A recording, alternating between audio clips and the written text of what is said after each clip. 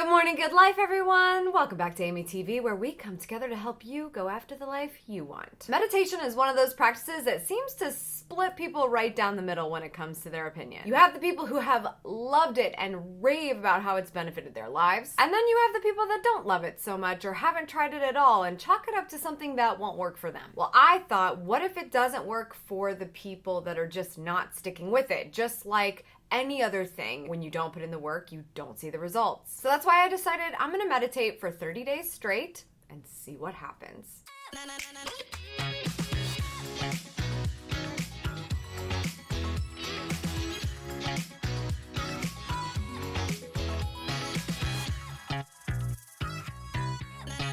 As I've already shared with you, I didn't have a long list of New Year's resolutions this year. In fact, I only had one. But I did have a list of things that I wanted to start, stop, and continue. On that list of continue was meditation. I've been dabbling in it for a number of years, and when I say dabble, I mean try it and forget to do it for many moons, and then try to do it again, and it doesn't do much for you when you have that type of sporadic practice. Since I could tell it was a good habit, but it was one of those ones where it's so hard to make time for it, I knew I had to reassess my prioritization of this. So that's why I'm continuing with it, and all of 2019 so far, I have been meditating in the mornings. I've only missed 2 days, and as of today, I hit 30 days straight.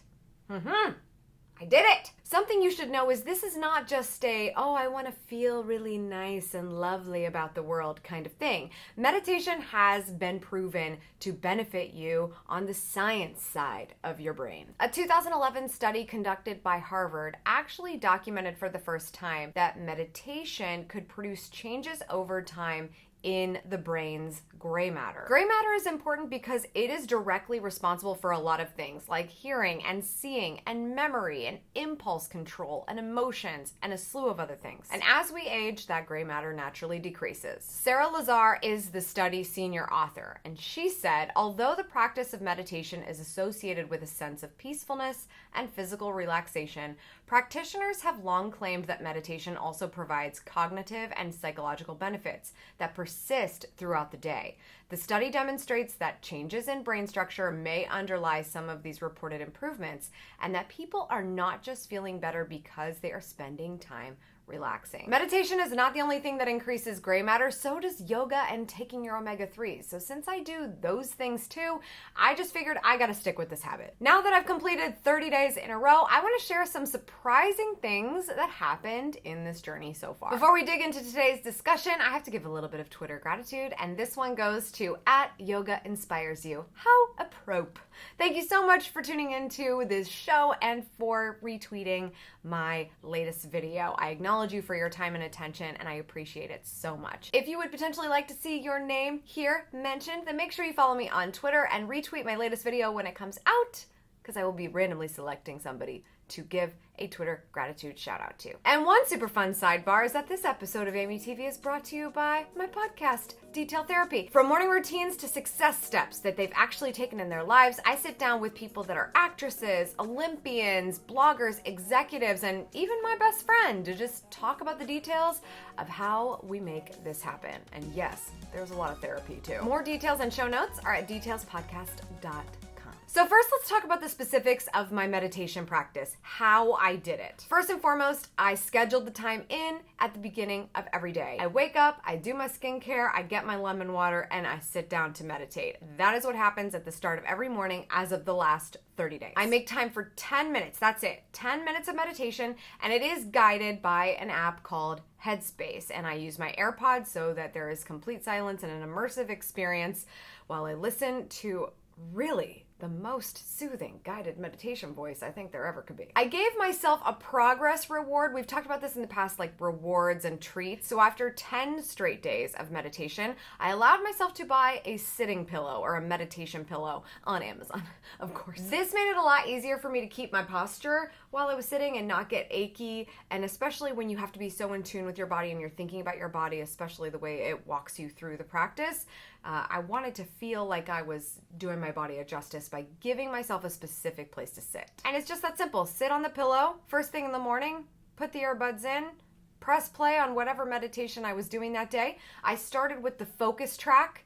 in Headspace, and then I finished with the beginning of the stress track, or managing stress. I got through all 30 days of that focus track. I highly recommend it. I really enjoyed that one. Here are some things I discovered from that 30 days. First of all, just building the habit. I really found that it was a lot easier because this app in particular is holding me accountable. So I loved seeing that little ticker go up every time I had done another day of meditation in a row, and how many minutes of meditation I've done total as long as I've been using the app. That's just a little bonus of accountability. It's not something I need to show up. Some people might rely on it more, but for me it was more of a gamification thing that I loved. I also improved my visualization skills. I didn't think this was going to happen because I hadn't really connected the dots on meditation and visualization, because to me I'm just like, meditation, don't think about anything.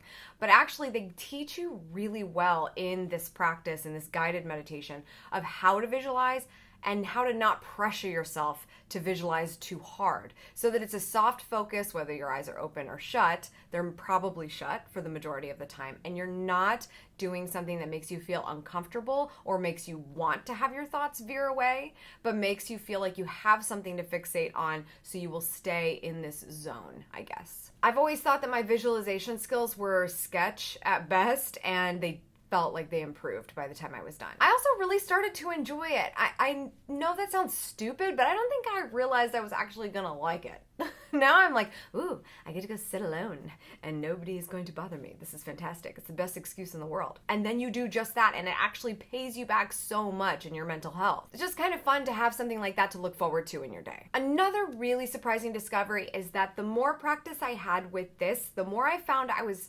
finding other pockets of ways to meditate throughout my day. First of all, they kind of point out to you, now that you're growing this skill, and especially the visualization piece, find 30 seconds throughout your day that's not during this time period that you can practice this and just have a moment to yourself. I found that I was making those moments happen, and that was really helpful. But also just other things like journaling or a typical task that might be very mundane.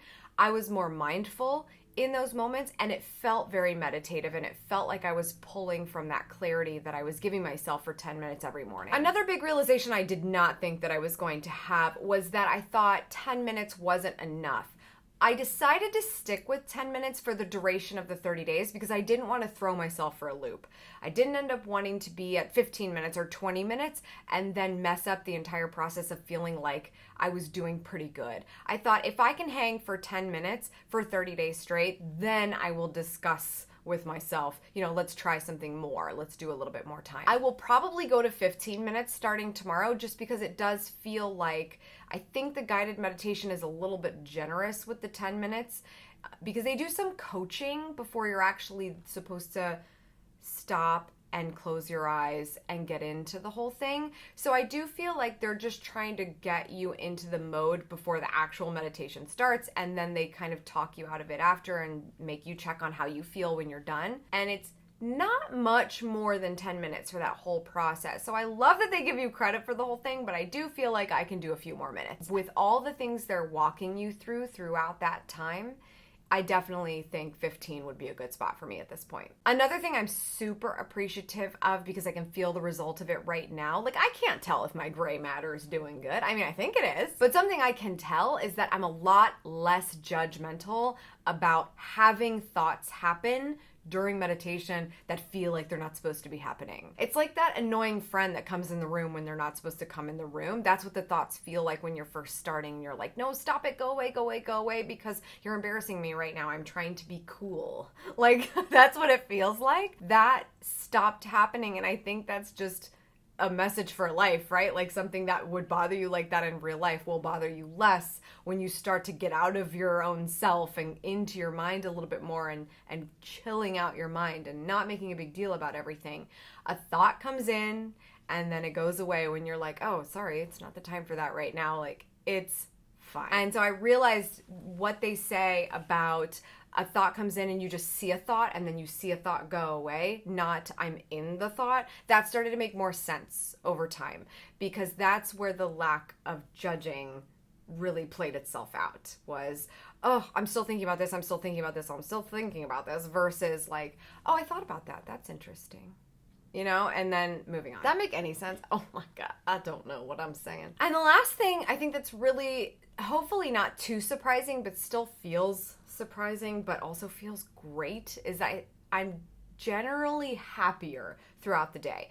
I think I have to put in a lot more time, and this has to be a consistent habit, and I think I need to increase my amount of time to give myself that clarity for longer periods of time per day.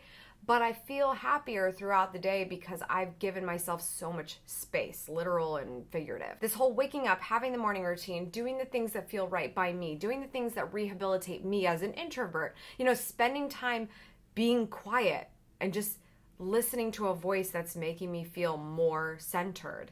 This all has made me feel more happy, so that when something happens later on that's like annoying, like Lucy had to go to the vet yesterday, and it was like, we think she has neck damage, like it was all this stuff, and it was just like, that's okay, let's just figure it out. And I could have just been super stressed and been like, oh my God, my 15-year-old dog is like, no, it was fine.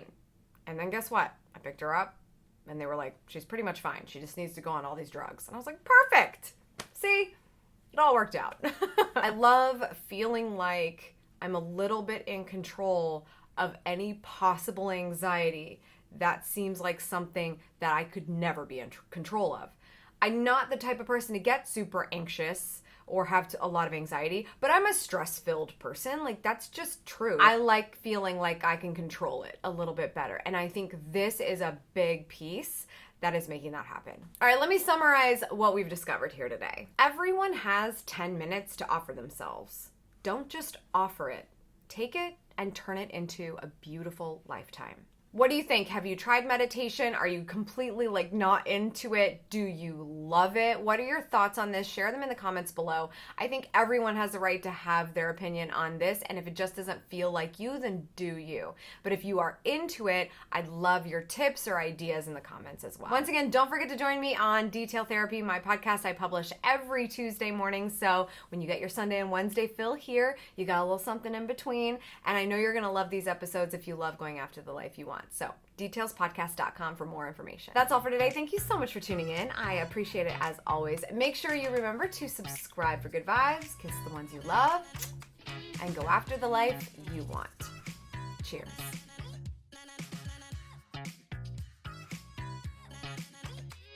Oh, and namaste.